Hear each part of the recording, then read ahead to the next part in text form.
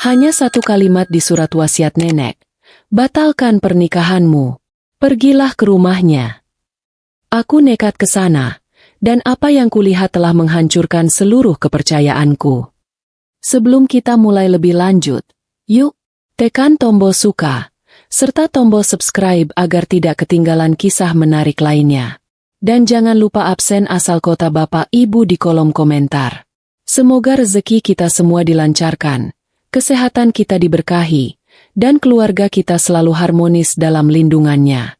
Amin. Kebahagiaan itu, rasanya seperti memegang bunga mawar yang baru mekar. Indah, tapi kita lupa kalau durinya siap menusuk kapan saja. Namaku Dira, dan saat itu, hidupku terasa sempurna. Aku baru saja menyelesaikan semua urusan kantor yang menumpuk, siap cuti panjang, dan menghitung hari menuju pesta pernikahan dengan Rian. Aku sudah mengenalnya 5 tahun. 5 tahun yang penuh tawa, janji-janji, dan rencana masa depan yang terasa begitu pasti. Dia, Rian, adalah sosok idaman, setidaknya di mataku dan mata semua orang. Lulusan luar negeri, mapan, dan sangat sabar. Keluarga kami sama-sama berasal dari kalangan menengah atas. Intinya, kisah kami ini adalah happy ending yang sudah tertulis rapi. 2 minggu lagi, aku akan resmi menjadi Nyonya Rian. Undangan sudah disebar, gedung sudah didekorasi, bahkan baju pengantin terakhir kali dicoba sudah pas, seperti mimpi yang tinggal dijemput. Ibu dan bapakku, jelas bangga luar biasa. Mereka selalu bilang, "Kamu ini beruntung sekali, Rah. Rian itu paket lengkap." Aku mengiyakan dalam hati. Memang benar. Aku merasa beruntung. Semua kesibukan itu sempat membuatku lupa pada satu hal penting. Nenek. Nenekku. Dia satu-satunya yang kelihatannya kurang antusias. Bukan karena tidak suka Rian, tapi nenek memang selalu diam, hanya menatapku dengan tatapan yang sulit kujelaskan. Itu tatapan sedih, tapi juga penuh kasih sayang, seperti dia tahu sesuatu yang aku tidak tahu. Tepat seminggu sebelum aku mencoba baju pengantin terakhir kali, nenek berpulang. Beliau sudah sakit lama, jadi kepergiannya, meskipun menyedihkan, terasa damai. Aku sangat dekat dengan nenek. Sejak kecil, dia yang paling sering bercerita dan memberiku nasihat-nasihat kuno yang seringnya benar. Malam setelah pemakaman, saat keluarga besar berkumpul, pengacara datang untuk membacakan surat wasiat nenek. Kebanyakan isinya adalah pembagian harta dan pesan-pesan standar. Tapi di bagian akhir, ada satu amplop putih tebal yang ditujukan hanya untukku. Aku mengambilnya, merasa penasaran. Isinya bukan uang, bukan perhiasan. Hanya selembar kertas lusuh, tulisan tangan nenek yang sudah mulai bergetar. Saat itu, semua orang masih larut dalam obrolan duka. Aku memutuskan membaca surat itu sendirian di kamar. Aku duduk di tepi kasur. Lampu kamar sengaja kumatikan.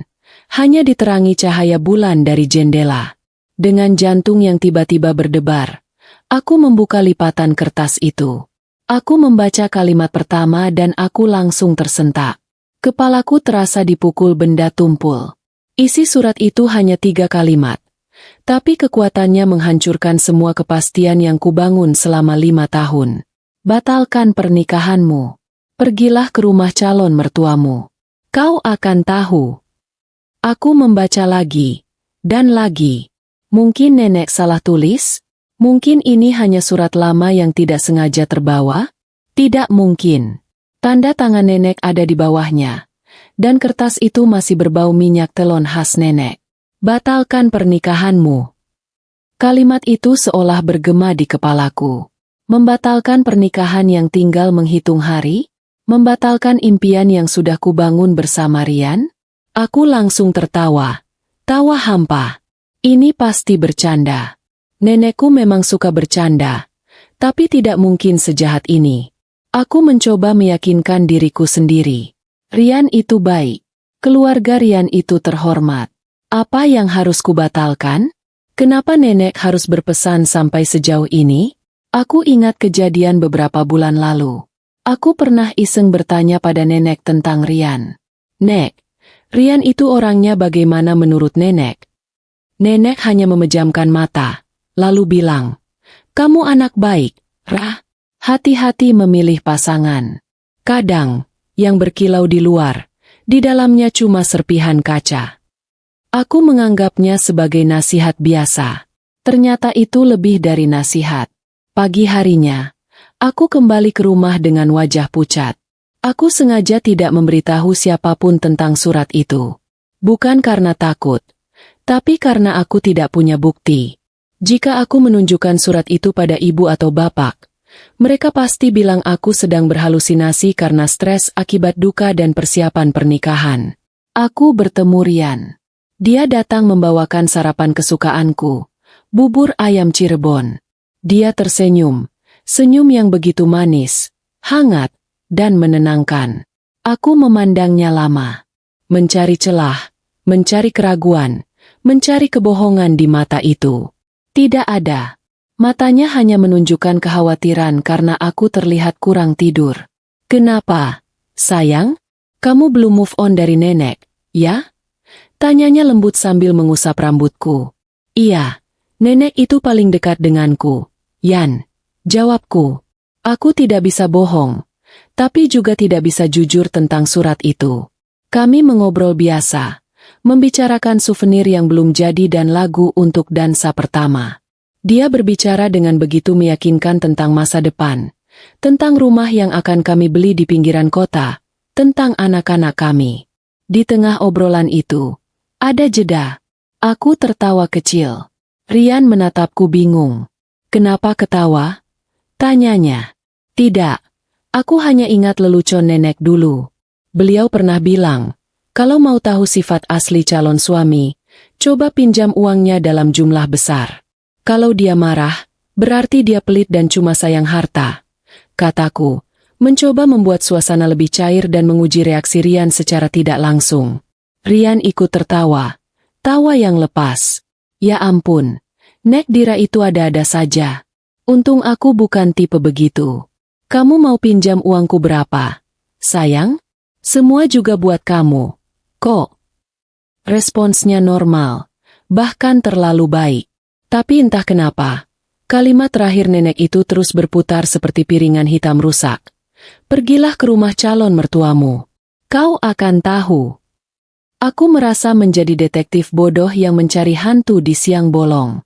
Semuanya tampak normal, tapi bisikan nenek itu terus mendesakku. Aku harus ke sana. Aku harus membuktikan bahwa nenek salah. Hanya itu cara untuk menenangkan hatiku dan melanjutkan pernikahan ini tanpa bayangan keraguan. Aku harus membuat rencana. Rian tidak boleh tahu. Keluarga Rian juga tidak boleh curiga. Ini harus menjadi misi senyap. Seperti pencuri yang masuk ke rumahnya sendiri. Aku harus membuktikan bahwa Rian benar-benar pahlawanku, bukan serpihan kaca yang nenek maksud. Sejak hari itu, sejak amplop nenekku baca, cincin tunangan di jari manisku terasa dingin. Dinginnya menusuk, bukan hanya ke kulit, tapi langsung ke hati. Rian masih Rian yang ku kenal. Dia masih datang membawakanku kopi kesukaan setiap pagi. Masih mengirimkan pesan-pesan manis sebelum tidur. Dia sempurna. Terlalu sempurna. Hingga aku mulai merasa ada yang tidak beres. Kesempurnaan itu, seperti lapisan gula tebal yang menutupi makanan pahit. Dulu, aku percaya penuh padanya. 5 tahun bukan waktu sebentar untuk berpura-pura. Tapi kini, setiap kali kami berdua, aku merasa seperti sedang berhadapan dengan aktor yang sangat berbakat. Setiap kali dia tersenyum, aku mencari retakan di sudut bibirnya. Setiap kali dia memelukku, aku mencoba merasakan apakah ada kekakuan, apakah ada jarak yang ia sembunyikan di balik kehangatan pelukan itu. Observasi kecilku dimulai dari ponselnya. Ini masalah besar. Rian selalu meletakkannya dengan layar menghadap ke bawah. Awalnya, aku tidak peduli. Tapi sekarang, itu menjadi fokus utamaku.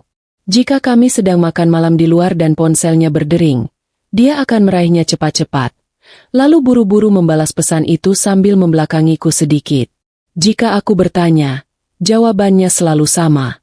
"Klien, sayang." Penting. Maaf. Klien. Kata itu menjadi mantra yang menenangkan kecurigaannya. Tapi kini menjadi bara api di dadaku. Suatu sore, dia mandi dan meninggalkan ponselnya di meja ruang tamu.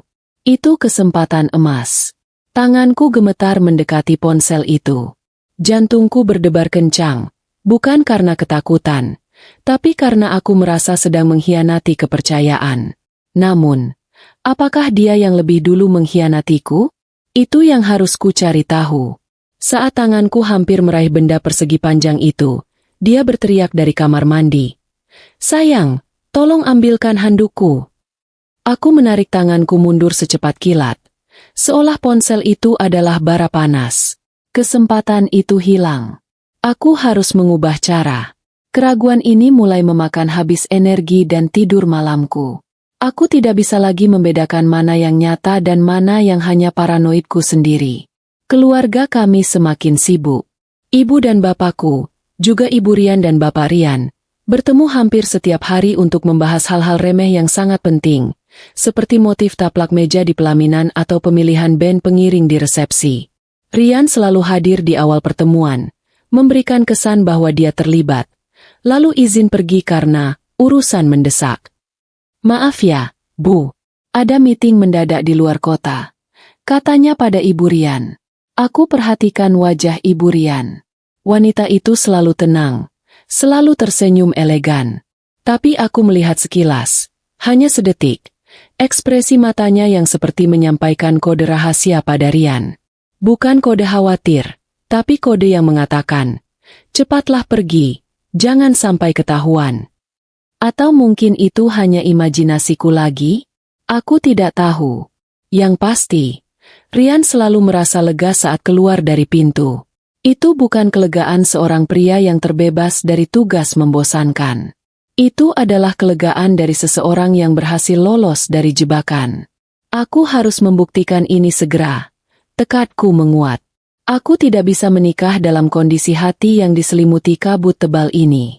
Nenekku, dia tidak mungkin salah. Beliau adalah wanita yang paling tulus menyayangiku. Pesan terakhirnya adalah peringatan. Aku mulai merencanakan misi, kunjungan terselubung, ini. Tujuan utamanya adalah rumah calon mertuaku. Jaraknya lumayan jauh, di kota satelit, sekitar 2 jam perjalanan. Jika aku bilang ingin menginap, Rian pasti memaksa ikut, atau setidaknya melarangku pergi sendiri. Aku butuh alibi kuat, yang tidak bisa diganggu-gugat oleh siapapun, termasuk Rian. Lalu aku ingat Tante Mia. Tante Mia adalah adik bapakku, yang tinggal tidak jauh dari kota calon mertuaku. Aku memang pernah berjanji akan menjenguknya. Aku segera menelepon Tante Mia. Suara Tante Mia terdengar serak. "Tante, aku mau jenguk Tante besok sore." Tante bilang ke Rian ya, kalau Tante yang sangat butuh aku menginap di sana semalam. Bilang saja Tante demam tinggi dan butuh ditemani khusus. Kataku, sengaja menekankan kata, sangat, dan khusus. Tante Mia, yang sangat bijaksana dan mengenal nenekku dengan baik, langsung menangkap nada serius dalam suaraku. Dia tidak meminta penjelasan, yang membuatku semakin mencintainya. "Baik, sayang. Aku mengerti. Rian akan kuberitahu. Hati-hati ya. Hubungi Tante lagi saat kamu sudah di jalan," katanya dengan suara lembut yang menenangkan. Sore itu juga, Tante Mia menelepon Rian. Rencanaku berjalan sempurna, setidaknya di permukaan. Beberapa jam kemudian, Rian meneleponku. "Sayang, kamu mau ke tempat Tante Mia? Jauh loh, padahal kita lagi sibuk. Aku bisa minta Suster Ida yang menemani Tante Mia, dia perawat bagus," kata Rian, terdengar cemas, atau mungkin terdengar terganggu. "Tidak, Yan. Kasihan Tante Mia. Ini janji lama. Aku harus menepatinya. Lagi pula, Tante Mia bilang dia cuma mau aku yang menemaninya. Dia demam tinggi. Aku harus memastikan dia baik-baik saja sebelum hari H. Setelah itu aku tenang." Jawabku, mendramatisir sedikit situasi Tante Mia. Rian diam lama sekali. Di telinga, Aku bisa mendengar suara napasnya yang lebih berat dari biasanya. Aku menunggu reaksinya. Keberatan sedikit saja akan menjadi bukti baru untukku. Kenapa, Yan? Kamu keberatan aku pergi, padahal kamu juga bilang mau keluar kota untuk meeting mendadak. Pancingku, mengaitkan rencanaku dengan rencana bohongnya. Oh, tidak, sayang. Sama sekali tidak. Dia menyahut terlalu cepat. Baguslah kamu peduli sama keluarga. Justru itu, aku harus fokus sama meeting ini. Kalau aku ikut, aku jadi tidak fokus. Ya sudah, berangkat hati-hati. Aku antar sampai stasiunnya? Atau aku siapkan sopir? Tidak usah, Yan. Aku bawa mobil sendiri saja. Lagi pula, kamu kan bilang meeting MU malam sekali. Kamu fokus saja sama pekerjaanmu. Aku pergi lusa pagi sudah kembali. Balasku. Dia akhirnya setuju. Tapi ada nada mendesak yang aneh dalam suaranya. Oke, sayang. Hati-hati. Jangan lupa kabari aku setiap saat. Ya, aku sayang kamu. Aku sayang kamu juga. Balasku. Tapi kali ini, kata-kata itu terasa berat dan hampa. Aku sudah siap. Koper kecilku bukan berisi baju ganti, melainkan alat bukti, powerbank penuh, ponsel dengan memori kosong, dan buku catatan kecil. Aku sudah seperti agen rahasia yang akan membongkar jaringan kejahatan. Padahal yang ingin kubongkar adalah kebenaran di balik mataku sendiri. Aku memejamkan mata. Surat nenek itu masih tersimpan rapi di dompet, menjadi jimat dan beban di saat yang sama. Aku harus membuktikan bahwa ini semua hanya salah paham, agar aku bisa menikah dengan Rian tanpa rasa bersalah. Tapi jika yang nenek maksud benar, maka aku akan menjadi wanita paling beruntung karena diselamatkan dari bencana besar oleh cinta kasih nenek. Malam itu, hujan turun deras sekali, seolah alam ikut menangisi kebahagiaan palsu yang akan segera berakhir. Aku tidak tidur. Aku hanya menatap cincin dingin itu di jari. Besok, semua akan terungkap. Aku menghitung mundur. Besok sore, saat Rian sudah berangkat meeting, aku akan meluncur ke rumah itu. Rumah calon suamiku. Aku berangkat tepat pukul 4 sore. Aku bilang pada ibuku bahwa aku akan mampir sebentar ke butik untuk mengambil file terakhir. Padahal mobilku sudah bergerak cepat meninggalkan kota, menuju jalan tol yang mengarah ke rumah Tante Mia. Tentu saja, itu hanyalah alibi. Tujuanku yang sebenarnya adalah rumah yang selama ini kurasa akan menjadi rumahku juga. Rumah Rian. Aku berkendara sendirian. Jendela mobil sengaja kubiarkan terbuka sedikit, membiarkan udara sore yang dingin menerpa wajahku. Ini adalah perjalanan paling menegangkan dalam hidupku. Rasanya seperti sedang melarikan diri, padahal aku hanya mencari kebenaran. Aku sempat melirik ponselku. Aku mengirim pesan pada Rian. Sudah sampai di tempat Tante Mia. Yan, Tante sudah tidur. Aku akan jagain dia. Sampai ketemu besok. Sebuah kebohongan yang kuharap tidak akan membuatku berdosa. Aku harus berbohong demi kebenaran di masa depan. Batinku mencoba menenangkan diri. Selama perjalanan, aku mencoba memutar ulang ingatanku tentang nenek. Kenapa nenekku, yang selalu mengajarkanku tentang kejujuran dan kepercayaan, justru menyuruhku melakukan hal senyap dan penuh curiga seperti ini? Nenek pasti punya alasan yang sangat kuat.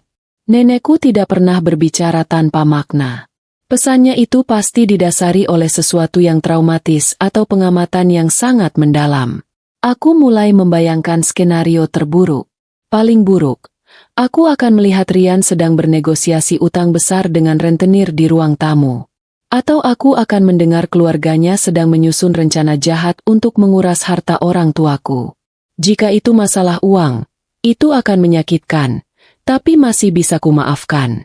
Namun, jika ini masalah hati, masalah perselingkuhan, itu akan jauh lebih menghancurkan. Tepat pukul 6 sore, aku sampai di gerbang kompleks perumahan mewah tempat Rian tinggal. Kompleks itu sunyi, penjagaannya ketat. Aku menurunkan kaca mobil. Saya Dira, calon menantu keluarga Anggara. Saya mau mengambil berkas penting yang tertinggal, kataku pada satpam. Nada bicaraku dibuat tergesa-gesa namun sopan. Satpam itu, yang sudah sering melihatku, tersenyum dan mengizinkanku masuk. Aku memperlambat laju mobil di depan rumah besar Rian. Lampu-lampu depan menyala terang, tapi teras rumah terlihat sepi. Aku memarkir mobilku agak jauh, di balik pohon rindang, agar tidak terlalu mencolok. Aku berjalan perlahan ke depan gerbang. Aku sengaja tidak menelepon atau membunyikan bel. Aku harus masuk tanpa sepengetahuan Rian. Aku tahu jadwal ibu dan bapak Rian. Mereka biasanya sedang menghadiri acara sosialita pada malam hari dan baru pulang larut malam. Hanya ada 1 atau 2 asisten rumah tangga, Art, yang berjaga di dalam. Aku mengirim pesan singkat ke telepon rumah Rian yang kubawa. "Permisi, Bu. Saya disuruh Rian mengambil dokumen penting yang ia lupa bawa untuk meeting mendadak. Saya hanya sebentar." Aku tidak berharap ada balasan. Tapi setidaknya itu adalah alasan jika Art melihatku. Pintu gerbang rumah Rian tidak dikunci. Aku mendorongnya perlahan. Rumah itu sangat sunyi. Bau bunga sedap malam tercium kuat, menambah suasana misterius. Aku masuk ke area taman depan dan langsung menuju pintu samping, yang biasanya digunakan untuk masuk cepat ke area dapur tanpa melewati ruang tamu formal. Saat berada di teras samping, aku mendengar suara lirih dari dalam rumah. Bukan percakapan, tapi suara sendok beradu dengan piring. Pasti Art sedang makan malam. Aku menunggu beberapa saat. Kemudian, aku melihat ada cahaya dari lantai atas. Itu kamar Rian. Tapi Rian seharusnya sedang berada di luar kota untuk meetingnya. Dia berbohong, pikirku tajam. Kenyataan ini saja sudah cukup untuk membuat perutku mual. Aku mengambil napas dalam-dalam, mengatur detak jantung yang sudah seperti genderang perang. Aku harus segera bergerak. Aku harus menemukan apa yang disembunyikannya di dalam kamar itu. Aku masuk ke dalam melalui pintu samping yang tidak terkunci. Ruangan pertama yang kumasuki adalah dapur bersih. Semua tertata rapi. Aku melewati dapur dan lorong, berjalan seringan mungkin agar sepatu pantofelku tidak menimbulkan suara. Aku sampai di tangga utama. Tangga marmer yang dingin, memantulkan cahaya lampu gantung kristal. Aku menaiki anak tangga itu satu persatu, sambil terus berdoa agar tidak ada satupun Art yang muncul tiba-tiba. Lantai 2 sepi.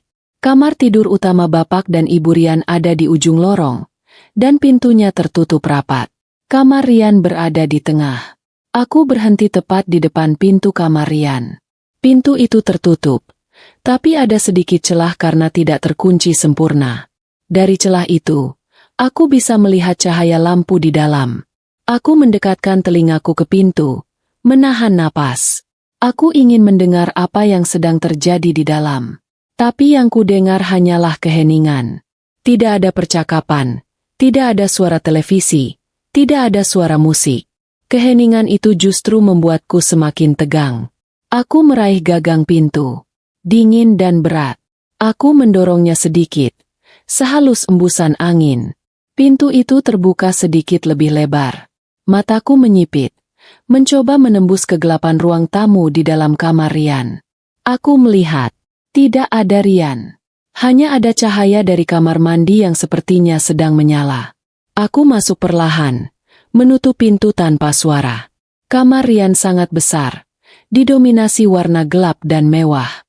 Ada sofa besar di sudut dan meja kerja yang rapi. Aku mengitari kamar itu, mencari petunjuk.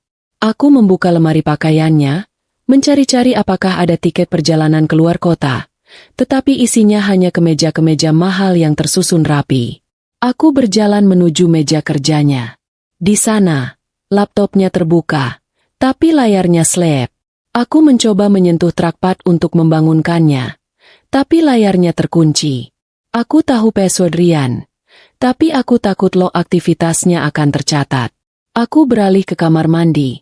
Dari sana masih terdengar gemercik air. Rian sedang mandi. Jika dia mandi, berarti dia baru saja tiba di rumah, bukan sedang meeting di luar kota. Kebohongan pertama terkonfirmasi, Dan itu membuat tanganku gemetar. Aku harus cepat. Rian akan segera keluar. Aku kembali ke ruang tamu kamar. Mataku tertuju pada balkon. Pintu balkon kaca itu sedikit terbuka. Aku bergerak cepat menuju balkon, ingin bersembunyi di sana. Saat kakiku melangkah ke ambang pintu balkon, aku melihat ke bawah. Halaman belakang rumah Rian memiliki kolam renang yang luas. Di salah satu sudut kolam, ada gazebo kecil dengan lampu kuning temaram. Dan di gazebo itu, ada dua orang. Dua orang. Bukan Rian. Tapi tunggu. Aku mendekatkan wajahku ke kaca balkon, mengamati lebih teliti. Salah satu sosok itu adalah seorang wanita. Rambutnya panjang. Pakaiannya agak minim dan terlalu mencolok untuk malam hari di rumah orang tua. Di samping wanita itu, ada seorang pria yang duduk menyandar ke tiang gazebo. Aku tidak bisa melihat wajahnya jelas dari atas. Tapi postur itu sangat familiar. Jantungku rasanya seperti dipompa kencang. Itu bukan Rian, kan? Itu pasti salah satu pegawai Rian. Atau temannya. Tiba-tiba, pria itu bergerak. Dia berdiri, memutar tubuhnya menghadap wanita itu. Pria itu menyentuh rambut wanita itu. Dan saat pria itu memutar sedikit, aku bisa melihat siluet wajahnya yang sangat kukenal. Pria itu adalah Rian. Aku langsung menutup mulutku dengan kedua tangan. Air mataku langsung menetes, tanpa bisa dicegah. Tapi yang paling menghancurkan, bukan hanya melihat Rian bersama wanita lain. Wanita itu memegang tangan Rian. Lalu dengan lembut, Rian mendekat dan membungkuk. Dia tidak mencium bibir wanita itu. Rian mencium perut wanita itu. Perut yang terlihat membuncit di balik pakaian ketatnya. Rian mencium perut wanita hamil itu. Lalu dia mendongak dan tersenyum. Senyum yang sangat tulus, penuh kasih sayang. Senyum yang tidak pernah kulihat selama ini, bahkan saat dia melamarku. Senyum yang membuatku seketika sadar bahwa semua yang kami jalani adalah kepalsuan. Aku mundur dari balkon. Tubuhku lemas. Kepalaku pusing. Seolah gravitasi menghilang. Aku bersandar ke dinding. Mencoba bernapas. Nenek, kau benar. Kau benar. Rian memiliki wanita lain. Dan wanita itu hamil. Aku harus pergi. Tapi aku tidak bisa. Kaki dan tanganku terasa dingin dan kaku. Aku harus tahu lebih banyak. Ini bukan sekadar perselingkuhan. Ini adalah kebenaran yang nenek ingin aku ketahui. Tiba-tiba, suara pintu kamar mandi terbuka. Aku mendengar suara langkah kaki Rian. Dia sudah selesai mandi. Aku harus bersembunyi. Aku segera melompat ke balik tirai tebal. Menahan napas, tubuhku gemetar tak terkendali. Aku akan tahu semua. Malam ini, aku bersembunyi di balik tirai tebal. Jantungku berdentum sangat keras hingga kurasa Rian pasti bisa mendengarnya dari jarak 2 meter. Udara di balik tirai pengap dan panas. Namun aku harus tetap diam. Aku tidak ingin Rian tahu aku ada di sini. Keberadaanku sekarang adalah kartu as terakhir yang harus kusimpan. Rian keluar dari kamar mandi, hanya mengenakan handuk yang melilit pinggang. Dia bersenandung kecil, terlihat sangat santai dan bahagia. Dia berjalan ke lemari, memilih pakaian kasual, dan mulai memakainya. Gerakannya bebas, tidak ada kekakuan, tidak ada keraguan. Dia benar-benar merasa aman dan tidak terancam. Kepastian ini menusukku lebih dalam daripada pisau. Dia begitu nyaman dengan kebohongannya. Setelah berpakaian, Rian berjalan ke meja kerjanya. Dia mengambil ponselnya yang tadi ia letakkan tertelungkup. Kali ini, dia tidak khawatir jika aku melihatnya. Karena ia yakin aku sedang berada di rumah Tante Mia. Aku menajamkan pendengaranku. Rian mulai mengetik pesan. Lalu terdengar suara voice note lirih. Sayang, sudah malam, masuklah. Di luar dingin. Aku akan segera turun. Sebentar lagi. Aku rindu kamu dan calon jagoan kita. Jangan begadang, ya. Suara Rian terdengar begitu lembut, begitu mendalam. Suara itu adalah suara yang selama ini kuharapkan kudengar darinya. Diucapkan dengan ketulusan yang kukira hanya miliknya. Ternyata, kelembutan itu bukan untukku.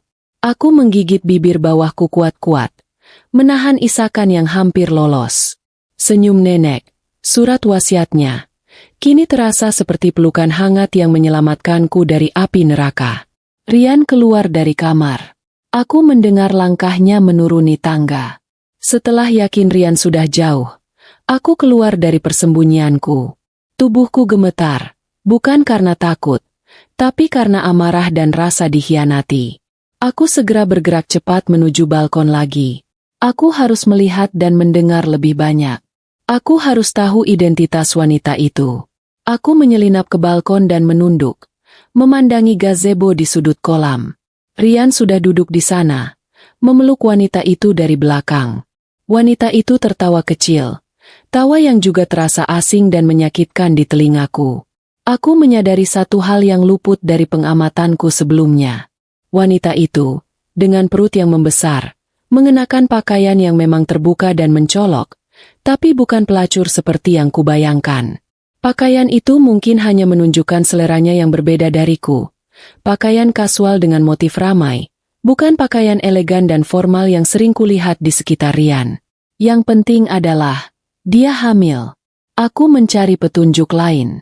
Di meja kecil gazebo, ada 2 gelas jus dan sekotak camilan ringan. Di sampingnya, ada tas tangan wanita itu. Tas tangan itu cukup besar, dari merek lokal yang cukup terkenal, bukan merek mewah yang sering digunakan oleh Ibu Rian. Rian dan wanita itu mulai berbicara, suaranya pelan, tapi karena malam sepi, suaranya terbawa angin ke arahku. "Kamu sudah makan obatmu, sayang?" tanya Rian. "Sudah, Bunda," jawab wanita itu, dengan nada manja. "Aku cuma bosan di kamar terus. Tadi aku sempat lihat foto-foto pernikahan yang kamu susun di meja ruang keluarga. Cantik sekali dekorasinya."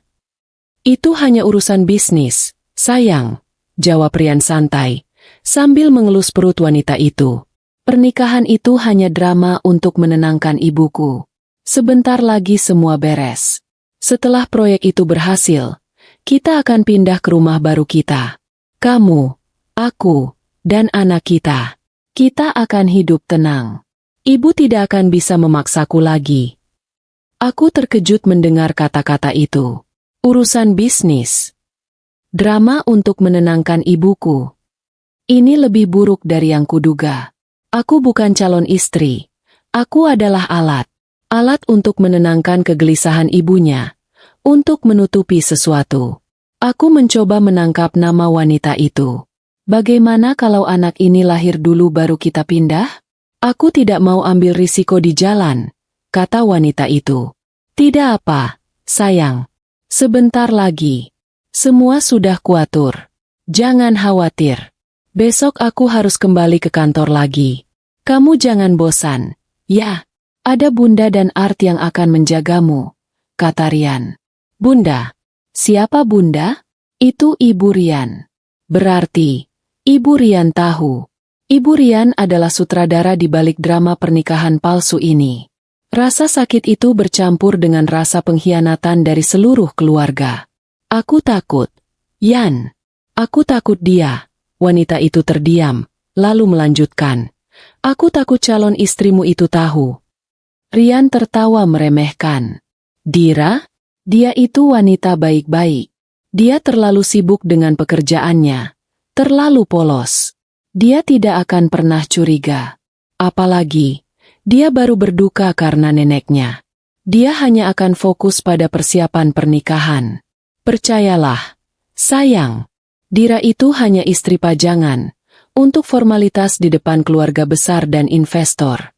Kamu yang utama, kamu yang kucintai, dan anak ini adalah segalanya untukku. Kalimat, Dira itu hanya istri pajangan, menghantamku seperti bongkahan es. Nafasku tercekat. Air mataku mengalir deras. Namun aku tetap membungkam mulut. Aku tidak peduli dengan rasa sakitnya. Aku hanya fokus pada fakta. Aku adalah boneka, pion dalam skema busuk ini. Aku harus mendapatkan bukti visual wanita itu. Aku segera mengeluarkan ponselku dari saku. Aku mengarahkan kameraku, mencoba mengambil foto mereka dari sudut atas balkon, yang cahayanya temaram. 2 kali jepretan, tanpa flash. Setelah berhasil mendapatkan 2 foto buram, aku menyadari aku harus tahu nama wanita itu. Tiba-tiba, Rian berdiri. Aku harus kembali ke atas. Aku harus check-in di ponsel, agar Dira tidak curiga kalau aku tidak jadi keluar kota, katanya. Aku langsung panik. Check-in di ponsel? Rian punya aplikasi pelacak lokasi? Atau mungkin hanya pura-pura mengirim foto dari hotel? Aku tidak tahu. Tapi aku harus segera keluar dari kamarnya sebelum dia kembali. Aku mundur dari balkon. Tubuhku gemetar. Aku bergerak secepat mungkin, tanpa suara, keluar dari kamar Rian. Aku menuruni tangga, melompat 2 anak tangga terakhir saking terburu-buru. Aku berlari melewati dapur, lalu keluar melalui pintu samping. Aku tidak melihat Art ataupun siapapun. Mereka sepertinya sudah di kamar masing-masing. Aku berhasil sampai di mobil. Aku menghidupkan mesin. Tanganku masih gemetar memegang kunci. Aku mengendarai mobil keluar dari kompleks itu secepat kilat. Setelah jauh, aku menepi di pinggir jalan yang sepi. Aku menatap ponselku. 2 foto buram itu. Foto Rian yang sedang memeluk perut wanita hamil itu. Aku memperbesar gambar wanita itu. Wajahnya tidak terlalu jelas, tapi ia memiliki tahi lalat kecil di sudut bibir. Aku mulai memutar otak. Aku pernah melihat tahi lalat itu. Di mana? Aku membuka galeri foto lama di ponselku, mencari foto-foto saat aku dan Rian masih awal-awal berpacaran. Kami pernah menghadiri ulang tahun temannya. Aku terus menggulirkan foto, hingga akhirnya aku menemukan foto grup yang agak buram. Di belakang Rian, berdiri seorang wanita yang sedang tertawa. Aku memperbesar fotonya. Ya, dia. Wajahnya. Dan tahi lalat kecil di sudut bibir. Di foto itu, Rian merangkulku. Tapi di sebelahnya, ada wanita itu. Aku ingat nama wanita itu. Dia adalah teman sekolah Rian, yang katanya sudah lama tidak bertemu. Aku bahkan tidak ingat namanya. Aku mencari di akun media sosial Rian, tapi Rian sudah lama tidak aktif dan akunnya sangat rapi, hanya berisi foto-foto corporate dan fotoku. Aku beralih ke akun media sosial temanku yang hadir di acara itu. Aku mengirim pesan kepada temanku itu. Hei, kamu ingat wanita di belakang Rian ini? Yang ada tahi lalat di bibirnya. Temanku membalas cepat. Oh, itu. Kenapa? Ra? Dia dulu memang dekat sekali sama Rian sebelum Rian pacaran sama kamu. Tapi dia sudah pindah keluar kota, kan? Aku mencatat nama itu di buku agendaku. Siska, wanita hamil, calon istri simpanan, dan istri pajangan. 3 kata itu berputar-putar di kepalaku. Surat nenek bukan sekadar peringatan. Itu adalah kunci yang membuka kotak Pandora. Aku tidak hanya akan dijadikan istri kedua. Aku akan dijadikan istri pajangan, sementara istri pertamanya, istri Siri Rian, sedang mengandung anaknya. Air mataku sudah kering. Yang tersisa hanya api kemarahan dan tekad yang dingin. Aku tidak akan membiarkan Rian dan keluarganya mempermainkanku. Aku menyalakan mesin mobil. Aku tidak akan kembali ke rumah Tante Mia. Aku harus segera kembali ke kota. Aku mengemudi pulang dalam kegelapan yang pekat. Tapi tidak ada kegelapan yang lebih pekat daripada kenyataan yang baru saja kulihat. Jalanan yang tadi sore terasa menenangkan. Kini terasa seperti lorong tanpa ujung menuju neraka. Aku tidak menangis lagi. Air mataku sudah kering, berganti dengan rasa dingin yang menusuk. Rasa dingin itu adalah pengkhianatan yang dibungkus rapi dalam janji-janji manis Rian selama 5 tahun. Aku memarkir mobilku di garasi, lalu duduk terdiam di dalam. Aku menatap ponselku lagi, pada 2 foto buram Siska dan Rian. Foto itu adalah tiketku keluar dari mimpi buruk ini, dan di saat yang sama, foto itu adalah bukti betapa bodohnya aku selama ini. Aku diyakinkan bahwa aku adalah calon ratu, padahal aku hanya bidak catur yang sedang dioperasikan oleh keluarga Anggara. Surat nenek. Aku mengeluarkan kertas lusuh itu dari dompet.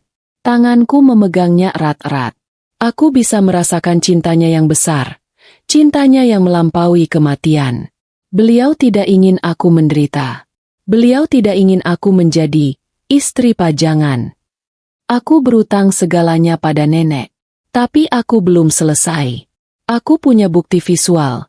Namun aku butuh bukti verbal. Aku butuh tahu detail rencana busuk mereka, terutama tentang peran Ibu Rian yang kucurigai sebagai dalang utama. Dan satu-satunya orang yang tahu kebenaran di dalam rumah itu, selain mereka, adalah Art mereka. Aku mengingat-ingat wajah Art yang sering kulihat. Ada 2 orang, tapi yang paling ramah dan sering menyambutku adalah Mbak Siti. Usianya sekitar 40-an. Tatapannya seringkali memancarkan rasa kasihan setiap kali ia melihatku dan Rian. Dulu, aku pikir ia kasihan karena aku terlalu sibuk bekerja.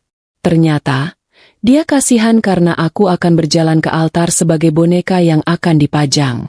Ini adalah langkah paling berisiko. Menghubungi Art mereka sama saja dengan mengundang bahaya. Jika Rian tahu, dia bisa menghapus semua bukti, atau lebih buruk, memutarbalikkan cerita. Tapi aku tidak punya pilihan. Aku mencari nama Ibu Rian di daftar kontakku. Di bawah nama itu, aku menemukan nomor telepon rumah yang kucatat dulu, saat pertama kali berkunjung. Aku mencoba mengingat-ingat apakah Mbak Siti punya ponsel. Ya, aku ingat dia pernah meminjam ponsel Rian sekali untuk menelepon keluarganya. Itu berarti dia punya ponsel. Aku memutuskan untuk tidak menelepon langsung. Terlalu berisiko. Aku harus mengirim pesan yang singkat, yang tidak akan meninggalkan jejak. Aku mencari di akun media sosial Rian, dan aku menemukan satu akun yang sering disukai oleh Art mereka. Aku mengirim pesan dari akun palsu yang kubuat. Pesan dari aku, akun palsu. Mbak Siti, saya temannya Tuan Rian. Saya perlu bicara penting soal pernikahan dan calon istri beliau. Ini sangat genting. Saya tunggu besok jam 11 siang di warung makan Bu Haji dekat gerbang kompleks. Jangan bilang siapa-siapa, demi kebaikan Ibu Dira. Aku tidak tahu apakah Mbak Siti akan membacanya. Aku hanya bisa menunggu dan berharap. Rasa gugup itu datang lagi, tapi kali ini bercampur dengan adrenalin. Aku bukan lagi wanita yang manis dan penurut. Aku adalah wanita yang terluka dan siap melawan. Keesokan paginya terasa seperti menunggu vonis hukuman mati. Aku membatalkan semua jadwal fitting baju dan meeting dengan wedding organizer. Aku beralasan sakit perut parah. Ibuku cemas. Tapi aku meyakinkan beliau bahwa ini hanya masuk angin biasa. Rian juga menelepon. Suaranya terdengar pura-pura cemas. Aku pulang sekarang. Ya, sayang, aku urus kamu. Katanya di telepon. Tidak usah. Yan, kamu kan sibuk meeting. Aku sudah minum obat. Kamu fokus saja sama pekerjaanmu. Jawabku dingin. Aku bisa merasakan kegelisahan di seberang sana. Dia pasti lega aku menolaknya. Karena dia bisa kembali ke Siska dan urusan bisnis mereka. Tepat pukul 10:30. Aku sudah berada di warung makan Bu Haji. Warung itu sederhana. Jauh dari pandangan orang-orang kompleks mewah. Aku memilih meja di sudut. Menatap pintu masuk dengan hati-hati. Aku mengenakan pakaian santai dan topi besar. Berusaha agar tidak dikenali. Pukul 11:05, aku melihat seorang wanita berjalan tergesa-gesa. Itu Mbak Siti. Dia tampak gugup, sering menoleh ke belakang, seolah takut diikuti. Aku melambaikan tangan pelan. Mbak Siti duduk di depanku. Wajahnya pucat. Dia langsung mengenali mataku, meskipun wajahku tertutup topi. Ibu Dira. Ya Tuhan. Kenapa ibu di sini? Kenapa ibu memakai pakaian seperti ini? Bisiknya, suaranya bergetar. Aku langsung memegang tangannya. Tanganku dingin, tapi tangannya lebih dingin lagi. Mbak Siti, tolong aku. Aku sudah tahu sebagian. Aku tahu Rian punya wanita lain, dan wanita itu hamil. Aku sudah lihat dengan mata kepalaku sendiri di gazebo kemarin. Aku kesini karena aku percaya Mbak Siti. Mbak Siti sering menatapku dengan tatapan kasihan. Aku ingin tahu kenapa. Air mata Mbak Siti langsung menetes. Dia menggelengkan kepala, lalu mengeluarkan tisu dari sakunya. Ya Allah, Bu. Maafkan saya. Seharusnya saya bilang dari dulu. Saya tidak tega melihat ibu yang baik akan dikorbankan. Bisiknya sambil terisak. Aku membiarkannya menangis sebentar. Lalu, aku bertanya dengan suara rendah dan tegas. Mbak Siti, katakan semuanya. Dari awal, kenapa nenekku menyuruhku membatalkan pernikahan ini? Mbak Siti menarik napas panjang. Dia mulai bercerita, dan ceritanya lebih mengerikan dari yang kubayangkan. Tuan Rian dan Mbak Siska itu sudah pacaran lama, Bu. Sejak kuliah. Tapi ibu besar, Ibu Rian, tidak setuju karena Mbak Siska bukan dari keluarga yang punya nama. Ibu besar maunya Tuan Rian menikah dengan Ibu Dira, yang dari keluarga baik-baik dan punya koneksi kuat. Mereka putus, tapi Tuan Rian masih sering ketemu. Sampai Mbak Siska hamil 3 bulan, Tuan Rian minta dinikahkan siri diam-diam. Ibu besar awalnya marah besar, Bu. Tapi setelah tahu Ibu Dira sudah setuju menikah dan keluarga ibu punya proyek besar yang diincar Tuan Rian, ibu besar berubah pikiran. Aku menahan napas. Proyek besar. Itu berarti motif mereka bukan hanya menutupi aib, tapi motif finansial yang terencana. Lalu, kenapa harus aku? Tanyaku, suaraku nyaris hilang. Ibu besar bilang, Ibu Dira itu, paket komplit. Cantik, pintar, dari keluarga terhormat, dan punya koneksi yang Tuan Rian butuhkan untuk naik jabatan. Mereka butuh citra keluarga yang bersih di depan klien dan rekan bisnis. Mbak Siska akan jadi simpanan yang akan tinggal di rumah dinas Tuan Rian setelah Ibu Dira dan Tuan Rian menikah resmi. Ibu Dira akan dijadikan istri pajangan di rumah ini, untuk acara-acara formal. Dan begitu semua urusan bisnis beres, rencananya mereka akan menceraikan Ibu Dira dengan alasan Tuan Rian tidak betah. Pikiranku kosong. Aku bukan hanya istri kedua. Aku adalah istri sementara yang akan dibuang setelah nilai kegunaanku habis. Itu jauh lebih kejam daripada perselingkuhan biasa. Kapan Siska melahirkan? Tanyaku. Bulan depan, Bu. Itu kenapa pernikahan Ibu Dira dipercepat. Mereka ingin semua beres sebelum Mbak Siska melahirkan dan semuanya terbongkar. Jadi, ibu besar tahu semuanya. Tahu, Bu. Bahkan ibu besar yang mencarikan rumah dinas untuk Mbak Siska. Tuan Rian, meskipun cinta sama Mbak Siska, dia tidak berani melawan ibunya. Tuan Rian tahu dia butuh Ibu Dira untuk karirnya. Mbak Siti terus bercerita. Tentang Rian yang sering mengirim uang besar untuk Siska. Tentang Ibu Rian yang selalu mendatangi Siska dan memarahinya jika dia mencoba menghubungi Rian saat Rian bersamaku. Tentang betapa murninya cinta nenekku. Nenekku, ternyata, pernah bertemu Mbak Siti secara diam-diam. Nenek ibu yang menghubungi saya, Bu, beberapa bulan lalu. Beliau curiga melihat gelagat Tuan Rian. Beliau minta saya berjanji untuk memberitahu Ibu Dira, kalau terjadi apa-apa padanya. Nenek ibu bilang, tolong selamatkan cucu saya dari serigala berbulu domba itu. Aku terisak pelan. Jadi, surat itu bukan isyarat terakhir nenek. Itu adalah tindakan penyelamatan yang sudah direncanakan. Nenek menggunakan Mbak Siti sebagai mata di dalam rumah itu. Nenek ibu bahkan sudah memberikan saya sejumlah uang untuk bekal jika saya dipecat karena membongkar ini. Nenek bilang, uang ini bukan suap. Ini adalah biaya untuk sebuah kebenaran. Ujar Mbak Siti sambil menyerahkan amplop tebal. Aku menolak menerimanya. Aku tidak bisa membiarkan Mbak Siti berisiko lebih jauh. Aku harus bertindak sendiri. Aku menarik napas panjang, menatap Mbak Siti. Mbak Siti, terima kasih. Mbak Siti sudah menyelamatkan hidupku. Sekarang, aku minta satu hal lagi. Tolong, lupakan pertemuan ini. Jangan pernah telepon atau kirim pesan padaku. Berpura-puralah tidak tahu apa-apa. Jika mereka curiga, Mbak Siti akan dalam bahaya. Mbak Siti mengangguk. Air matanya masih mengalir. Iya, Bu. Saya akan diam. Tapi tolong, batalkan pernikahan ini. Jangan korbankan diri Ibu. Aku tidak akan membiarkan mereka menang, Mbak Siti. Aku akan membatalkannya. Tapi aku harus melakukannya dengan caraku sendiri. Cara yang akan membuat mereka tidak bisa bersembunyi lagi. Aku berdiri, meraih tangan Mbak Siti dan menggenggamnya kuat-kuat. Setelah membayar makanan dan minuman kami, aku meninggalkan warung Bu Haji. Aku berjalan ke mobilku. Langkah kakiku terasa ringan. Beban keraguan telah terangkat, diganti oleh kepastian. Kepastian yang menyakitkan, tapi juga membebaskan. Aku sekarang punya 2 bukti. Foto visual perselingkuhan dan pengakuan verbal tentang rencana busuk keluarga Anggara. Aku bukan lagi pengantin yang buta cinta. Aku adalah wanita yang siap membalas.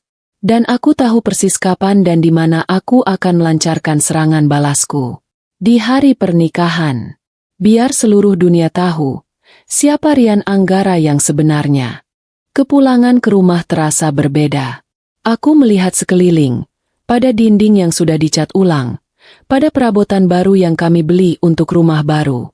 Semuanya terasa hambar, seperti properti panggung yang tidak berarti. Rian menelepon lagi, menanyakan keadaanku. Aku menjawabnya singkat. Suaraku dibuat seolah masih sakit dan lemas. Aku tidak ingin dia curiga dengan ketegasan yang kini kurasakan. Rasa sakit itu tidak hilang, tapi ia berubah bentuk. Ia bukan lagi kesedihan karena dikhianati, melainkan kemarahan yang dingin dan fokus. Aku harus bertindak.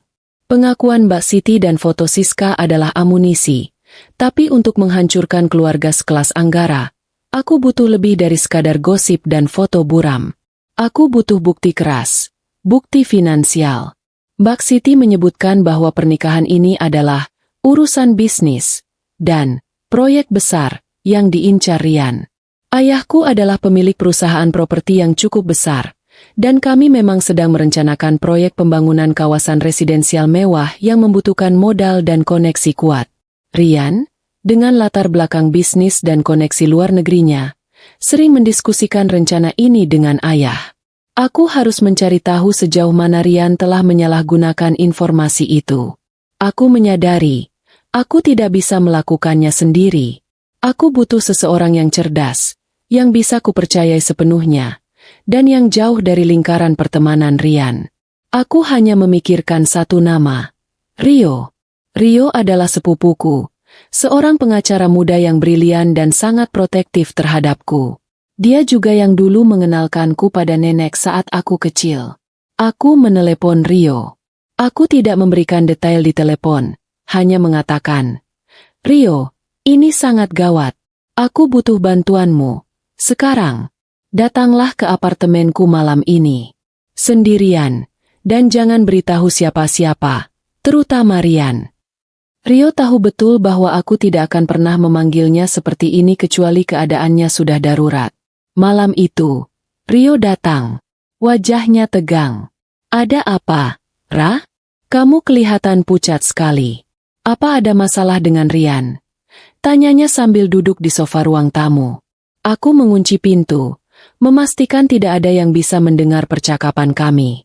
Aku berjalan ke dapur, mengambil flash drive yang berisi 2 foto buram Siska dan Rian, lalu duduk di depannya.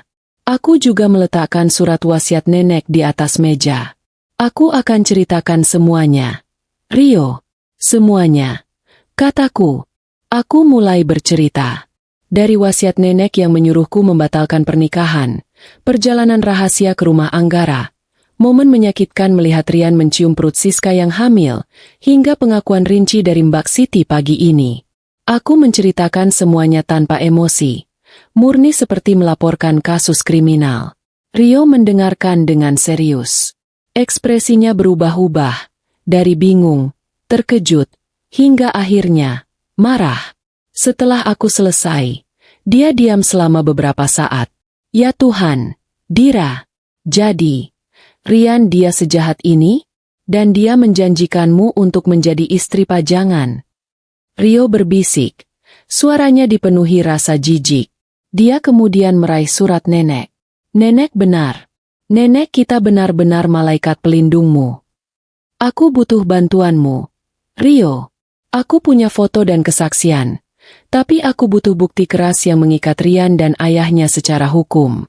Mbak Siti bilang, ini semua tentang proyek besar ayahku.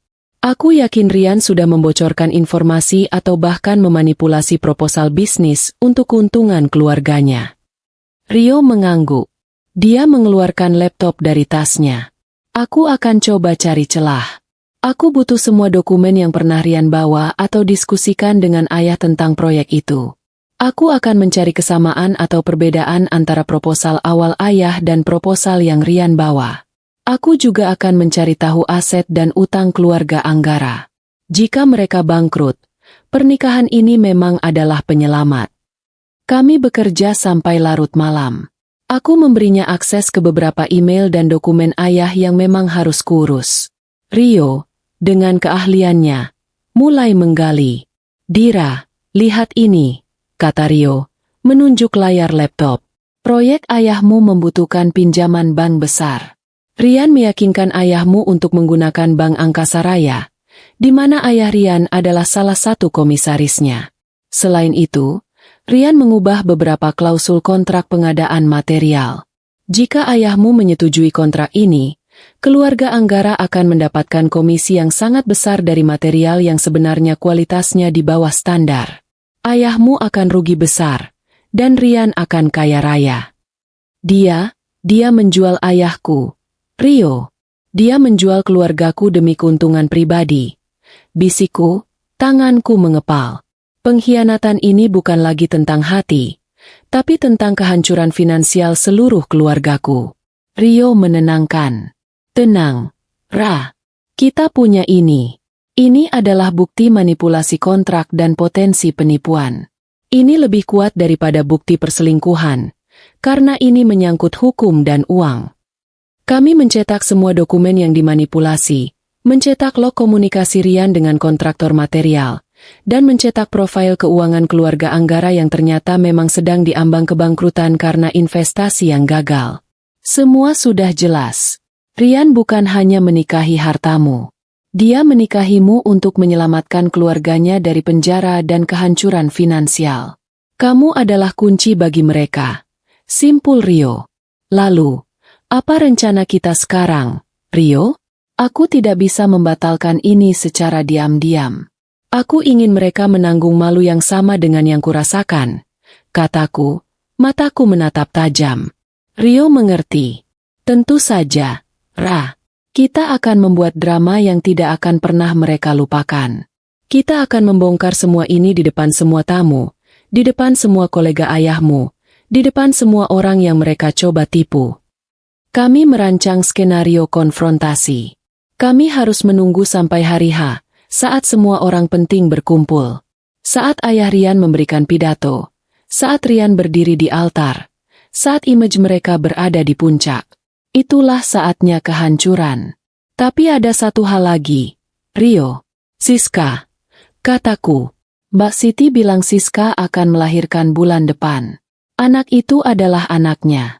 Aku tidak ingin anak itu menjadi korban dari kejahatan orang tuanya. Rio memandangku dengan bangga.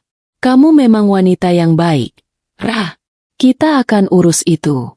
Aku akan pastikan anak itu tetap mendapatkan haknya dari Rian. Tapi Rian harus menanggung akibat dari perbuatannya di depan umum. Kami menghabiskan sisa malam untuk menyiapkan presentasi. Ya, presentasi. Bukan hanya pidato, tapi presentasi visual yang akan memproyeksikan semua bukti. Foto Siska, dokumen kontrak, dan profil kebangkrutan mereka. Aku harus membuat ini menjadi pertunjukan yang akan menjadi pelajaran bagi semua orang. Aku pulang ke rumah subuh. Rian menelepon lagi. Sayang, kamu sudah baik kan? Aku sudah selesai meeting. Aku pulang sekarang, ya. Aku sudah pulang, Yan. Aku di rumah. Aku sudah baik kan? Sudah minum obat nenek? Jawabku. Sengaja menyebut nenek. Aku tidur dulu. Sampai ketemu besok. Aku menutup telepon. Rian pasti terkejut aku sudah di rumah. Dia pasti tidak tahu bagaimana harus bereaksi. Aku berbaring di tempat tidurku, memegang flash drive yang berisi semua bukti. Aku tidak lagi merasa sebagai pengantin wanita yang menantikan cinta sejati. Aku adalah pejuang yang dipersenjatai oleh cinta nenek dan kebenaran yang pahit. Hari H sudah dekat, dan aku siap untuk perang. Hari-hari menjelang pernikahan terasa seperti film yang diputar dalam kecepatan sangat lambat. Aku menjalani setiap fitting, setiap pertemuan dengan Ibu Rian, setiap acara bridal shower palsu, dengan senyum yang dipaksakan. Senyum itu, kini, adalah senjata paling ampuh. Semakin lebar senyumku, semakin yakin Rian bahwa rencananya berjalan mulus. Aku harus berakting dengan sempurna, karena sedikit saja keraguan dariku bisa membuat Rian panik dan mungkin merusak rencanaku. Aku mulai melakukan permainan psikologis dengannya. Aku bersikap sangat posesif dan sangat romantis, jauh melebihi biasanya. Sayang, kamu di mana? Aku baru ingat. Aku ingin cincin berlian baru. Cincin pertunangan ini terasa kurang besar untukku, kataku suatu pagi melalui telepon. Rian terdengar sedikit terkejut. Tentu saja, sayang. Apapun untukmu. Tapi bukankah kamu bilang tidak suka yang terlalu mencolok? Aku berubah pikiran. Aku ingin yang paling besar.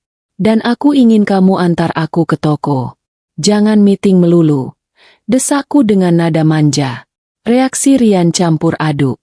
Dia jelas kesal karena aku mengganggunya dan meminta hal yang tidak perlu. Tapi dia tidak bisa menolak karena dia harus mempertahankan sandiwara, calon suami yang sempurna, ini. Dia membawaku ke toko, membelikanku cincin baru, tapi sepanjang perjalanan, dia terus-menerus melirik jam dan ponselnya. Aku melihat celah. Tuh kan, kamu pasti buru-buru mau menemui klien yang jauh lebih penting daripada aku, kataku, membuatku seolah merajuk. Rian langsung memelukku erat. Tidak, sayang, tidak ada yang lebih penting dari kamu. Klien itu hanya urusan bisnis yang tidak bisa ditunda. Hanya sebentar. Aku janji. Setelah pernikahan, semua akan kuserahkan padamu. Dia berbohong dengan sangat fasih. Menyerahkan semua padaku, berarti memastikan aku tetap menjadi istri pajangan, yang sibuk dengan perhiasan dan urusan sosialita, sementara dia bebas dengan Siska. Aku tersenyum dalam hati. Di sisi lain, aku dan Rio terus bekerja. Rio memantau setiap transaksi dan komunikasi Rian yang terkait dengan proyek ayahku. Kami menemukan bahwa Rian sudah menjadwalkan pertemuan rahasia dengan kontraktor material palsu itu. 2 hari setelah hari Rian yakin, setelah menikah, ia akan mendapatkan kekuatan penuh untuk mendorong ayahku menandatangani kontrak berbahaya itu. Kami juga memastikan bahwa semua file presentasi yang Rio buat sudah disiapkan dengan aman di cloud dan flash drive ganda. Rio bahkan sudah merencanakan bagaimana ia akan menyabotase sistem audio dan proyektor gedung resepsi, untuk memastikan presentasi kami bisa langsung ditampilkan tanpa hambatan dari pihak Anggara. Satu malam, aku memutuskan untuk melakukan kunjungan mendadak ke kantor Rian. Aku tahu Rian jarang di sana, dia lebih suka bekerja dari rumah Siska. Aku datang dengan alasan membawakan bekal makan malam. Kantor Rian sepi. Hanya ada beberapa staf yang masih lembur. Rian tidak ada. Pak Rian sedang keluar. Bu Dira. Ada urusan mendadak, kata sekretarisnya dengan wajah cemas. Oh, tidak apa-apa. Saya tinggalkan bekal di mejanya saja. Jawabku ramah. Aku masuk ke ruangannya. Ruangannya rapi. Terlalu rapi. Aku tahu Rian tidak banyak bekerja di sini. Aku berjalan menuju laci meja kerjanya. Aku melihat ada kunci kecil di atas tumpukan berkas. Aku meraihnya. Kunci itu mengarah ke lemari arsip kecil yang terkunci di sudut ruangan. Aku membuka lemari itu perlahan. Di dalamnya, ada beberapa map berwarna merah. Aku membukanya. Itu adalah salinan akta nikah siri Rian dengan Siska. Aku mengambil ponselku, memotret seluruh dokumen itu dengan cepat dan hati-hati. Aku juga menemukan beberapa surat pengajuan cuti hamil dari Siska yang ditandatangani oleh Rian. Semua bukti, semua kebenaran, tertera di sana, dingin dan nyata. Aku mengunci lemari itu kembali, meletakkan kunci di tempat semula, dan meletakkan bekal makanan di meja Rian. Aku keluar dengan tenang, mengucapkan selamat malam pada sekretarisnya. Aku baru saja mendapatkan bukti hukum terakhir yang kuperlukan, pengakuan status Siska secara sah, meskipun siri. Dalam perjalanan pulang, aku merasa sangat lega. Bukti kami sudah lengkap. Bukti cinta nenek sudah terbayar lunas. Aku kembali ke rumah dan menelepon Rian. Yan, kamu pulang sekarang. Aku tidak enak badan. Aku butuh kamu, kataku. Nadanya manja dan menuntut. Rian jelas gusar.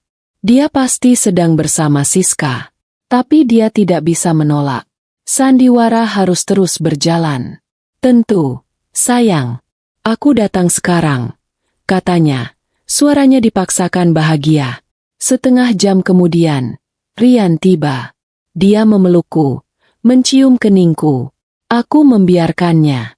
Aku memeluknya erat-erat, membiarkan diriku merasakan hangatnya pelukan dari seorang pengkhianat untuk terakhir kalinya. Kamu kenapa, sayang? Apa kamu stres karena persiapan? Tanyanya lembut. Mungkin. Tapi aku hanya ingin kamu ada di sini, bersamaku. Jawabku. Kami menghabiskan malam bersama. Aku berbaring di pelukannya. Tapi pikiranku penuh dengan akta nikah siri dan manipulasi kontrak. Aku melihat wajah Rian yang tertidur lelap. Wajah yang dulunya kucintai. Kini hanya kupandang dengan rasa jijik. Aku melihat cincin berlian baru yang ia berikan. Cincin yang terasa berat. Seperti rantai yang ia coba pasangkan di leherku. Aku bangun sebelum Rian. Aku mengambil surat nenek dari dompet dan membacanya lagi. Batalkan pernikahanmu. Pergilah ke rumah calon mertuamu. Kau akan tahu. Nenek, aku sudah tahu. Dan aku akan membatalkannya. Dengan cara yang akan membuat semua orang tahu alasan di baliknya. Aku mencium kening nenekku yang sudah lama tiada. Seolah ia ada di sana bersamaku. Aku tidak akan membiarkan kebaikan dan nama baik keluargaku ternodai oleh keserakahan dan kebohongan mereka. Aku siap. Jam besar di kota sudah menghitung mundur. Hari H adalah lusa. Pertunjukan harus dimulai. Aku bukan pengantin. Aku adalah penuntut kebenaran. Malam sebelum hari pernikahan. Atmosfer di rumahku harusnya dipenuhi kebahagiaan, tawa, dan rasa haru. Ibu terlihat sangat cantik, bolak-balik memeriksa gaun pengantin yang tergantung rapi. Bapakku, meskipun tampak tegar, tidak bisa menyembunyikan kebanggaannya. Mereka berdua begitu tulus, begitu polos, tidak menyadari bahwa besok, hari paling bahagia dalam hidup mereka, akan berubah menjadi bencana yang telah direncanakan dengan kejam. Aku duduk di kamar, di depan meja rias. Gaun putih itu tergantung di depanku, memancarkan cahaya kristal. Aku menyentuhnya. Gaun yang begitu indah, tapi akan kukenakan sebagai baju perang. Aku tidak merasakan kegugupan pengantin pada umumnya. Yang kurasakan hanya ketenangan yang dingin. Itu adalah ketenangan sebelum badai besar. Rian meneleponku untuk mengucapkan selamat malam terakhir sebagai lajang. Sayang, aku tidak sabar menunggu besok. Malam ini rasanya lama sekali.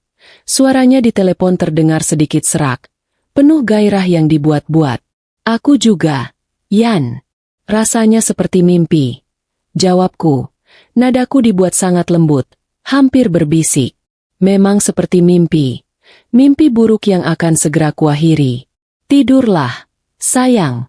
Besok kamu harus jadi pengantin yang paling cantik. Aku cinta kamu, katanya. Aku cinta kamu juga, Yan. Balasku, lalu menutup telepon tanpa menunggunya menjawab.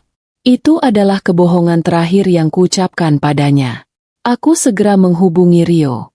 Dia adalah satu-satunya yang tahu rencana besok.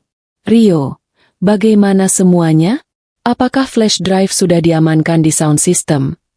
Tanyaku, suaraku sangat pelan. Sudah beres, Ra. Malam ini aku dan timku sudah menyelinap ke venue. Semua peralatan sudah terpasang. 3 flash drive cadangan ada padaku. Begitu kamu memberikan kode, aku akan menginterupsi slide presentasi ayah Rian. Setelah itu, tidak ada yang bisa menghentikannya. Aku pastikan rekaman suara yang kamu dapat dari Mbak Siti dan foto akta nikah Siri Siska akan menjadi headline utama. Jelas Rio, suaranya terdengar sangat profesional dan meyakinkan.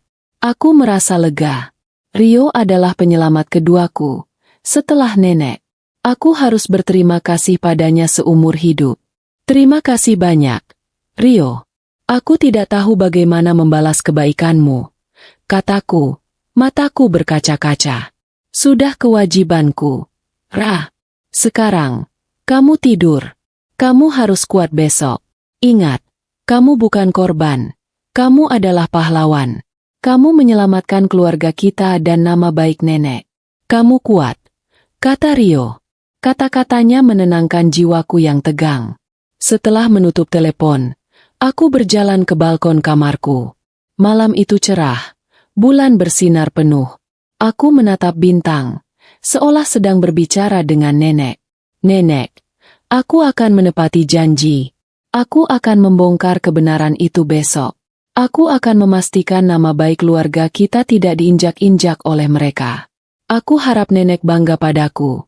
Bisikku pada angin malam. Aku kembali ke kamar. Aku mengeluarkan semua bukti yang kumiliki. Surat nenek, 2 foto buram Siska, salinan akta nikah Siri Siska yang kucetak, dan salinan manipulasi kontrak proyek ayahku. Semua bukti itu, kumasukkan ke dalam dompet kecil yang akan kubawa saat resepsi. Aku harus menyiapkan diri secara mental. Besok, aku tidak boleh goyah. Aku harus memandang Rian, Ibu Rian, dan Ayah Rian, dengan tatapan dingin dan tanpa penyesalan. Mereka telah menukar kebahagiaanku dengan keuntungan materi dan citra palsu. Mereka pantas mendapatkan balasan. Aku mencoba memikirkan Rian yang dulu. Rian yang kurasa ku cintai. Rian yang selalu mendengarkan ceritaku. Yang selalu sabar saat aku marah. Apakah itu semua palsu? Apakah setiap senyum, setiap sentuhan, adalah bagian dari sandiwara yang ia latih sejak awal? Aku teringat percakapan Mbak Siti. Tuan Rian tahu dia butuh Ibu Dira untuk karirnya. Itu saja. Aku adalah tangga menuju kesuksesannya. Aku tersenyum miris. Ternyata, cinta sejati Rian hanya pada uang, dan istri sejatinya, Siska, hanya alat untuk memberinya keturunan. Aku tidak ada di antara prioritasnya. Aku hanya istri pajangan. Aku memutuskan untuk tidur. Aku harus mengumpulkan energi.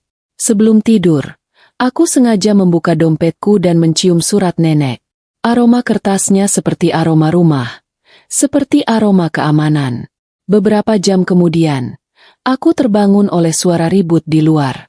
Ibuku sudah bangun, menyuruh Art menyiapkan sarapan dan mengatur mobil. Matahari belum terbit sempurna, tapi hari telah tiba. Aku bangkit. Aku berjalan ke kamar mandi, menatap wajahku di cermin. Mata bengkak karena kurang tidur, tapi tatapanku tajam, penuh tekad. Aku bukan lagi pengantin yang rapuh. Aku adalah wanita yang akan memimpin perang keluarga. Tim make-up artis datang. Mereka mulai merias wajahku, mengubahku menjadi sosok yang mereka harapkan, pengantin yang paling bahagia. Aku membiarkan mereka bekerja. Sementara aku memutar ulang skenario besok di kepalaku. Kami akan berjalan ke altar, mengucap janji palsu di hadapan Tuhan, di hadapan orang tua. Rian akan terlihat gagah, dan aku akan terlihat anggun. Lalu, saat ayah Rian mulai memberikan pidato sambutan, saat dia mulai membicarakan tentang penyatuan dua keluarga yang terhormat dan penuh cinta, di saat itulah Rio akan memberikan kode. Pidato ayah Rian akan diinterupsi. Layar proyektor di belakang pelaminan, yang seharusnya menampilkan foto-foto prewedding kami, akan menampilkan slide pertama dari presentasi Rio. Aku sudah siap. Aku tidak akan membiarkan ibuku menangis karena rasa malu. Aku tidak akan membiarkan ayahku kehilangan seluruh hartanya. Aku akan menghancurkan mereka sebelum mereka menghancurkanku. Saat tim make up selesai, aku melihat diriku di cermin. Aku tampak sempurna.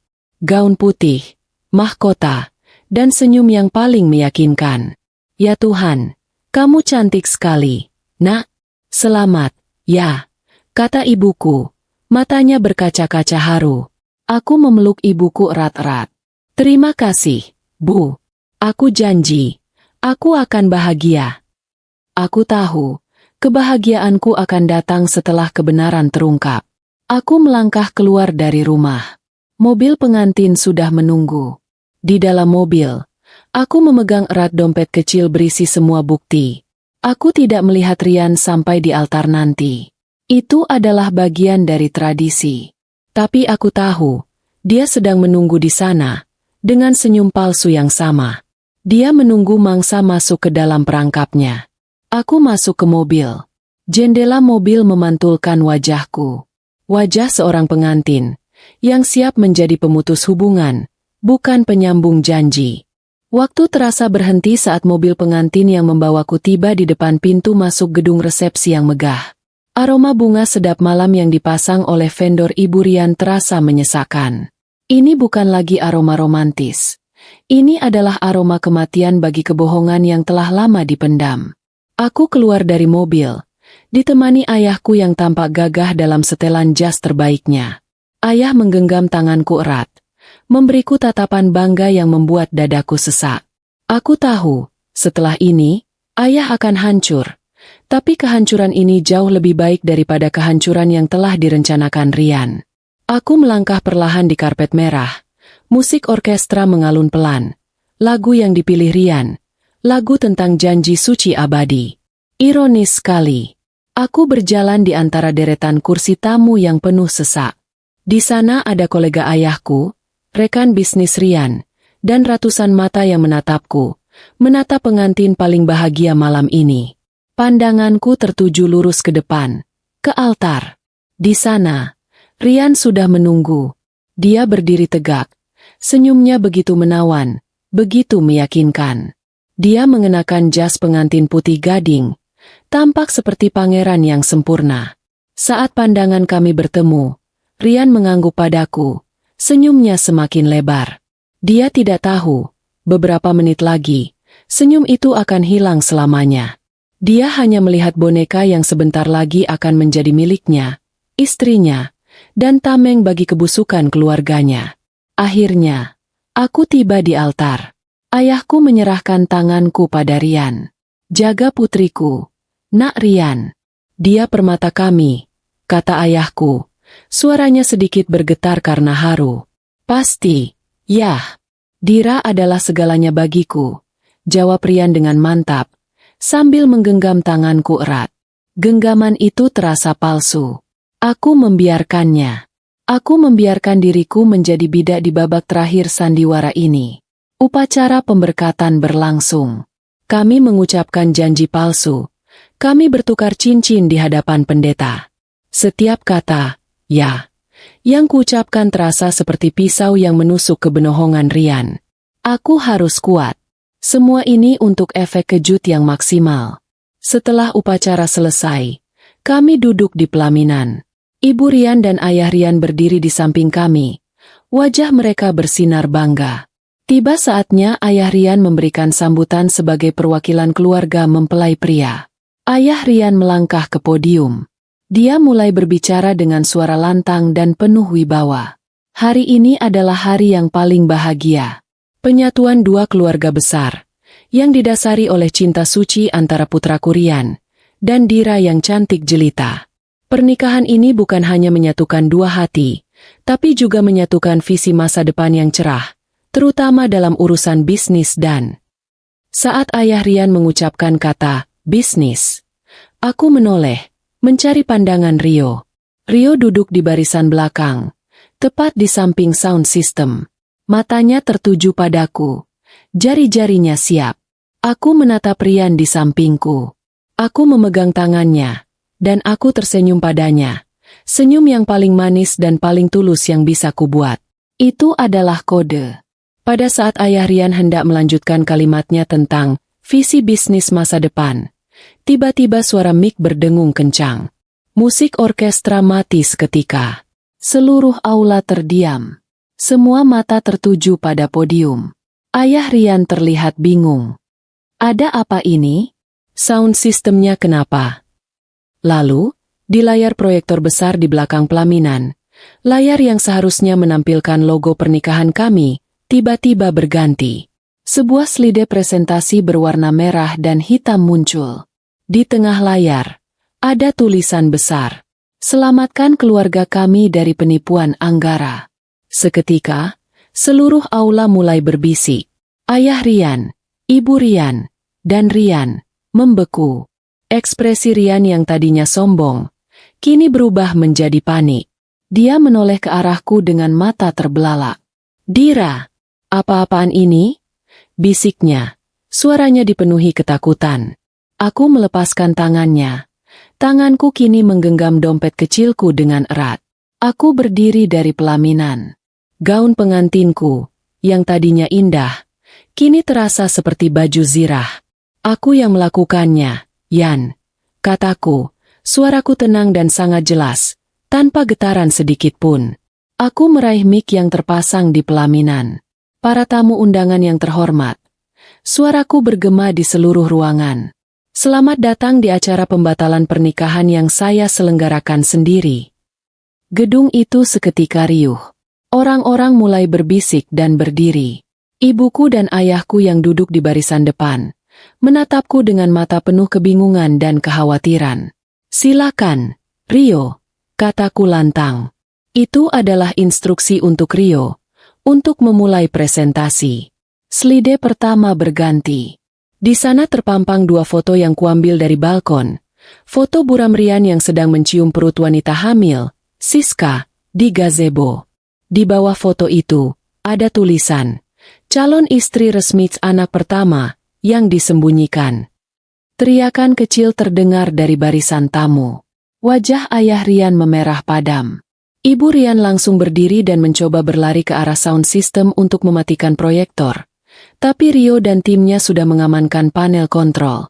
Rian mencoba menarik tanganku. Dira, hentikan. Ini memalukan. Aku menepis tangannya. Memalukan? Kau yang memalukan. Rian, sandiwara ini harus berakhir. Slide kedua muncul. Ini adalah foto akta nikah siri Rian dan Siska. Bukti hukum bahwa Rian sudah menikah siri. Di sana tercantum tanggal pernikahan yang sudah terjadi 6 bulan yang lalu. Aku berbicara lagi. Suaraku kini penuh kemarahan yang terkendali. Rian sudah menikah secara siri 6 bulan lalu dengan wanita yang sedang hamil anaknya. Aku tidak tahu bahwa pernikahan yang kurencanakan ini adalah upaya untuk menjadikanku istri pajangan dan tameng bagi aib keluarga mereka. Tamu-tamu mulai mengeluarkan ponsel. Ibu Rian pingsan di kursi. Ayah Rian mencoba memanggil satpam, tapi semua sudah terlambat. Slide ketiga muncul. Bukti manipulasi kontrak proyek properti ayahku. Di sana terpampang dokumen yang menunjukkan komisi besar yang akan diterima keluarga Anggara dari penjualan material di bawah standar, yang berpotensi merugikan perusahaan ayahku hingga puluhan miliar. Pernikahan ini, Tuan dan Nyonya Anggara, bukan didasari cinta, tapi keserakahan. Kalian merencanakan pernikahan ini untuk menyelamatkan perusahaan bangkrut kalian, dan merampok perusahaan ayahku, teriakku. Aku menoleh ke arah ayahku. Ayahku, yang tadinya bingung, kini membaca dokumen di layar dengan cepat. Wajahnya berubah menjadi murka dan jijik. Dia akhirnya mengerti. Rian mencoba berteriak. Itu semua bohong. Dira cemburu. Bohong. Aku meraih dompetku. Aku mengeluarkan surat wasiat nenek. Ini adalah pesan terakhir dari nenekku, yang menyuruhku membatalkan pernikahan ini karena beliau tahu busuknya keluargamu. Beliau tahu kau adalah serigala berbulu domba. Aku kemudian menatap Rian lurus di matanya. Aku bukan istrimu, Rian. Aku tidak akan pernah menjadi istrimu. Aku bukan pajangan. Dan aku tidak akan membiarkanmu menghancurkan keluargaku. Aku merobek gaun pengantin yang menutupi leherku. Lalu kulepas cincin berlian baru dan kulempar ke wajah Rian. Aku berjalan menuruni pelaminan, meninggalkan Rian yang kini berdiri sendiri, dikelilingi kehancuran dan kebohongan yang telah ia ciptakan. Ayahku bangkit. Dia menghampiriku dan memelukku erat. "Kamu benar, Nak.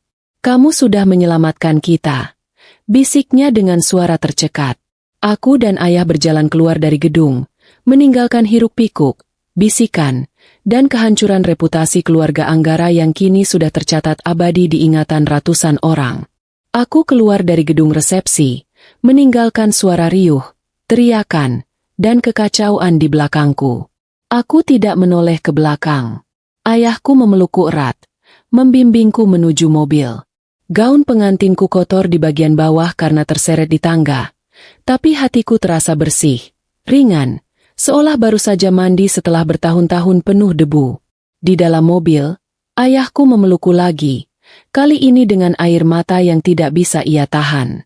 "Terima kasih, Nak. Kamu menyelamatkan kita semua. Kamu putriku yang paling hebat," bisiknya. Suaranya tercekat. Ibuku, yang segera menyusul, menangis histeris, bukan karena malu, tapi karena rasa lega dan syukur.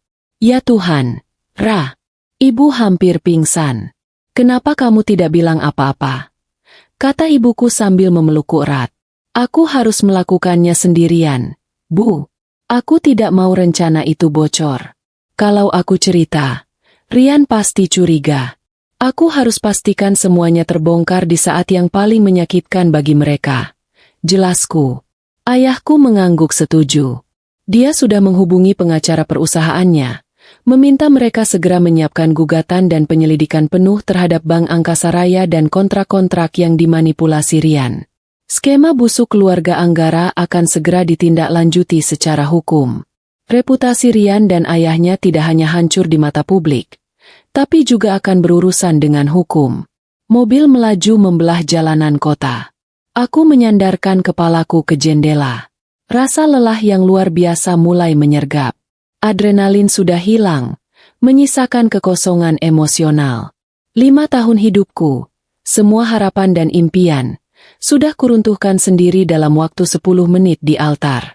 Ketika sampai di rumah, aku langsung melepas gaun pengantin itu. Kain putih nan indah itu kulempar ke lantai. Aku masuk ke kamar mandi, berdiri di bawah pancuran air panas. Aku membiarkan air membersihkan sisa make-up dan sisa kepalsuan dari diriku. Di sana, di bawah guyuran air, akhirnya aku menangis. Aku menangis bukan karena Rian, tapi karena kehilangan diriku yang polos, yang percaya bahwa cinta itu selalu tulus. Keesokan harinya, berita tentang pembatalan pernikahan paling dramatis menjadi topik utama di media sosial, portal berita online, dan bahkan beberapa surat kabar. Rio, sebagai pengacaraku, segera merilis pernyataan resmi yang mengkonfirmasi semua bukti manipulasi finansial dan pernikahan Siri Rian. Kami menjadi berita utama.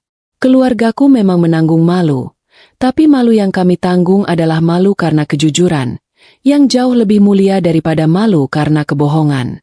Kolega ayahku, yang tadinya terkejut, kini mengirimkan pesan dukungan dan terima kasih.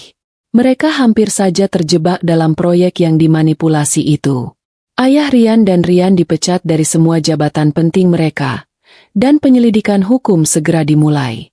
Aku menghabiskan minggu pertama setelah kejadian itu di rumah, menyendiri. Aku tidak mau bertemu siapa-siapa, kecuali Rio. Rio datang membawakan folder besar berisi detail kemajuan kasus hukum. "Kamu tenang saja, Ra.